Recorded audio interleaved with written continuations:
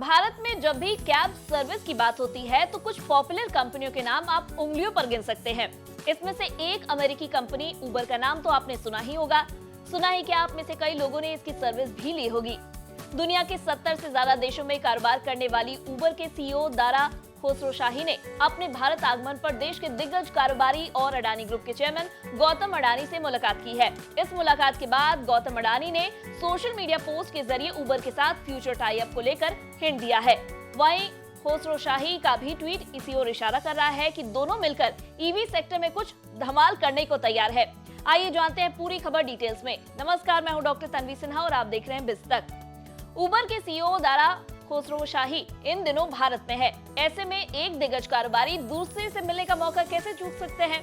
दारा खुसरोशाही ने अडानी ग्रुप के चेयरमैन गौतम अडानी के साथ नाश्ते के दौरान मुलाकात की, जिसके बाद दोनों बिजनेसमैन ने मिलकर काम करने की इच्छा भी जताई है। इस मुलाकात में उबर के सीईओ और अडानी ग्रुप के चेयरमैन के बीच भारत की आर्थिक तरक्की को लेकर चर्चा हुई। साथ ही इंडियन सब कॉन्टिनेंट को लेकर उबर के प्लान पर भी चर्चा की गई। गौतम अडानी ने भारतीय ड्राइवरों का जीवन बेहतर करने और इलेक्ट्रिक व्हीकल को बढ़ावा देने के लिए उबर की प्रशंसा भी की। गौतम अडानी ने फोटो शेयर करते हुए एक्स पर पोस्ट कर लिखा, खुसरोशाही के साथ उनकी बातचीत काफी दिलचस्प रही। भारत दौरे पर आए खुसरोशाही के बारे में गौतम अडानी ने कहा कि भारत में उबर के विस्तार को लेकर उनका नजरिया बेहद प्रेरणादायक है, खासकर भारतीय ड्राइवरों के जीवन को सुधारने और गरिमा बनाए रखने को लेकर उनकी प्रतिबद्धता। आखिर में उन्होंने लिखा कि वो खुसरोशाही और उनकी टीम के साथ फ्यूचर कोलैबोरेशंस के लिए एक्साइटेड है।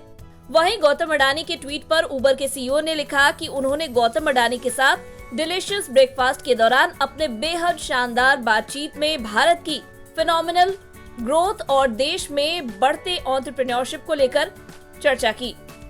उन्होंने भारत में शेयर्ड मोबिलिटी को बढ़ावा देने और ईवी ट्रांसफॉर्मेशन में तेजी लाने के लिए अपनी कंपनी की प्रतिबद्धता का भी जिक्र किया और लिखा कि वे अडानी ग्रुप के साथ अपनी पार्टनरशिप को नेक्स्ट लेवल पर ले जाने के लिए तैयार है। बता दें, अडानी और खुसरोशाही के बीच ये मीटिंग ऐसे समय पर हो रही है जब देश का ग्रीन और रिन्यूएबल एनर्जी सेक्टर तेजी से बढ़ा है और इलेक्ट्रिक व्हीकल्स के इस्तेमाल को बढ़ाने के लिए रास्ता तैयार किया जा रहा है। अडानी ग्रुप का प्लान देश के ग्रीन ट्रांजिशन के लिए अगले 10 साल में करीब $100 बिलियन का निवेश करने का है। साथ ही 2027 तक सोलर मैन्युफैक्चरिंग कैपेसिटी को 10 गीगावाट तक बढ़ाने का प्लान भी है। पिछले दिसंबर में गौतम अडानी ने कहा था कि भारत रिन्यूएबल एनर्जी सेक्टर में ग्लोबल लीडर बनने के बिल्कुल करीब है और अडानी ग्रुप इस क्रांति में सबसे आगे रहेगा। बता दें, दिसंबर में अडानी ग्रीन एनर्जी ने घोषणा की थी कि कंपनी के प्रमोटर्स प्रेफरेंशियल रूप से $1,480.75 प्रति शेयर के प्राइस पर वारंट इशू करके कंपनी में 9,350 करोड़ रुपए का निवेश करेंगे। गौतम अडानी ने कहा था कि ये निवेश देश के क्लीन एनर्जी के सपने को हकीकत में बदलने की ओर अडानी ग्रुप और उनके परिवार की प्रतिबद्धता को दिखाता है। साथ ही उचित एनर्जी ट्रांजिशन की ओर प्रतिबद्धता को भी दिखाता है, जिसमें पारंपरिक पावर रिसोर्सेज के इस्तेमाल को कम करने के साथ ही ग्रोथ और डेवलपमेंट के प्लान को आगे बढ़ाने के लिए ग्रीन और किफायती ऑप्शंस पर भी तेजी से काम किया जाएगा। बता दें, उबर भारत समेत दुनिया भर में अपनी फ्लीट को इलेक्ट्रिक गाड़ियों में बदलने का काम कर रहा है।